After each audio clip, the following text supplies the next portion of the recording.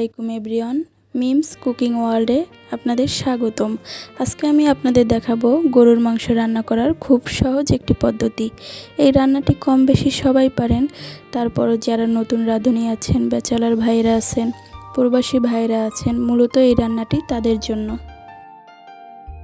নিয়েছি 1 কেজি পরিমাণ গরুর গোস্ত, তার মধ্যে দিয়ে দিলাম 2 টেবিল চামচ আদা বাটা, 2 টেবিল চামচ রসুন বাটা, 2 টেবিল চামচ মরিচের গুঁড়ো যে যার পরিমাণ মতো দিয়ে নেবেন। 2 টেবিল চামচ হলুদের গুঁড়ো পরিমাণ মতো নিয়ে নেবেন।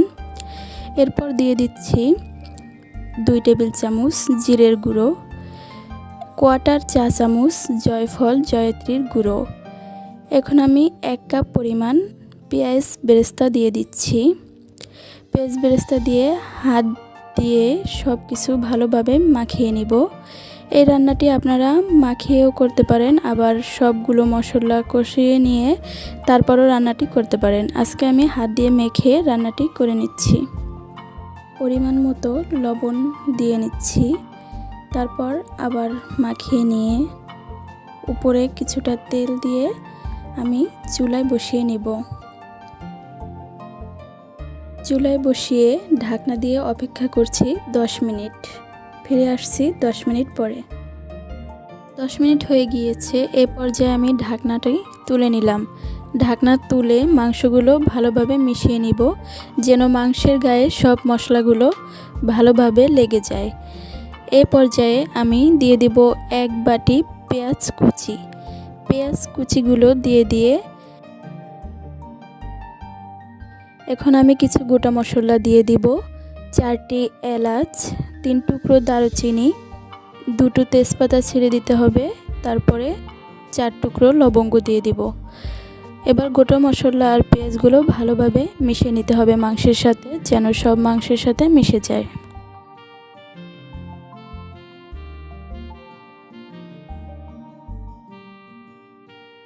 পর্যায়ে আমি ঢাকনাটি দিয়ে অপেক্ষা করব আরও 10 মিনিট।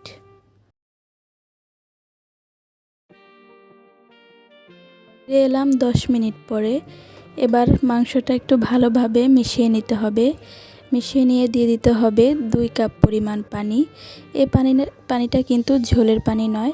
আমরা একবারে পানি না দিয়ে চেষ্টা করব বারবার পানি দিয়ে মাংসটা কষিয়ে নিতে, তাহলে মাংসের স্বাদটা বেশি ভালো হয়। এবার একটু মিশিয়ে নিব।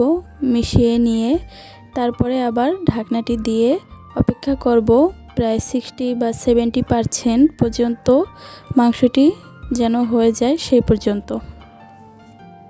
ক্যামেরায় চেক করে নিয়েছি, আমার মাংসটি 70% এর মতো সিদ্ধ হয়ে গিয়েছে। এই পর্যায়ে আমি দিয়ে দিব আলু। আমি প্রায় 8-10 টুকরো মতো আলু দিয়ে দিলাম। এই পর্যায়ে ভালোভাবে আলুটি মাংসের সাথে মিশিয়ে নিতে হবে, যেন আলুর মধ্যেও সব মশলাগুলো ঢুকে যায়।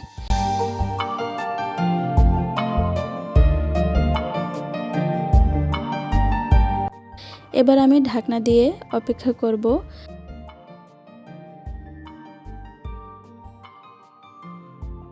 এখন আমি ঢাকনাটি উঠিয়ে নিলাম। ঢাকনা উঠিয়ে নিয়ে মাংসগুলো আলুর সাথে আবার ভালোভাবে মিশিয়ে নিতে হবে। মিশিয়ে নিয়ে এবার আমি ঝোলের পানিটা দিয়ে দিব। মাংসের যে পরিমাণ ঝোল রাখতে চান সেই অনুযায়ী এবার পানিটি দিয়ে দিতে হবে। কিন্তু এ পর্যায়ে আমি আর ঢাকনা দিয়ে দিব না, এখন ঢাকনা ছাড়াই কিছুক্ষণ রান্না করতে হবে, পুরো তেল উঠে যাওয়া পর্যন্ত।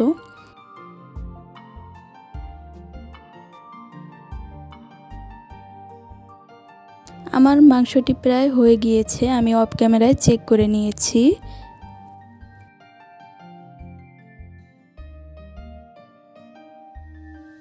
আমি একটি আলু চেক করে নিচ্ছি ভালোভাবে সিদ্ধ হয়েছে কিনা। দেখতেই পাচ্ছেন আমার আলুটি সিদ্ধ হয়ে গিয়েছে, মাংসও সিদ্ধ হয়ে গিয়েছে। আশা করি আপনারা নিরাশ হবেন না আমার রেসিপিটি ফলো করলে। সবাই এভাবে একবার হলেও মাংসটি রান্না করে দেখবেন, আলহামদুলিল্লাহ ভালোই হয়েছে।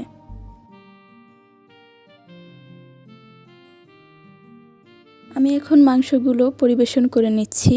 আমার রেসিপিটি যদি ভালো লাগে তাহলে আমার চ্যানেলটি সাবস্ক্রাইব করবেন, লাইক, কমেন্ট এবং শেয়ার করে আমার সাথে থাকবেন। আল্লাহ হাফেজ।